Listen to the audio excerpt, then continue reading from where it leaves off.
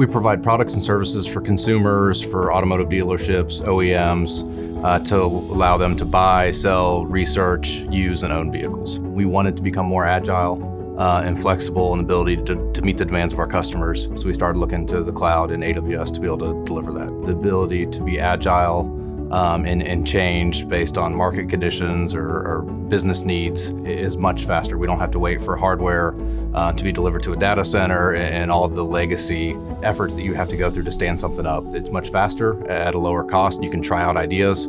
If it takes on, you can easily expand it. If not, you can shut it down and move on to the next idea. Splunk's a great partner of ours, allowing us to consolidate and analyze all of the various different data sources. We're able to leverage all these various data sources to be able to identify anomalies much faster than we could in the past. So it allows us to take a more proactive stance than being strictly reactive. We use a lot of the AWS services. We don't restrict our teams to what services they want to use. We use leverage services like GuardDuty. We leverage services like Macy, a lot of the security services that AWS provides. And then we also integrate those with Splunk to provide our SOC and all of our teams the single place to go to be able to figure out what's going on, to get all the metadata and information around. Our AWS footprint continues to expand as we invent new products, as we move legacy applications and re-platform them onto AWS. Our goal is to drastically shrink our on-prem footprint. We're also planning to continue to expand with Splunk and leveraging the new capabilities that they release around ML, enterprise security, and a lot of the advanced capabilities that we can take advantage of to take off operational tasks off of our engineering teams.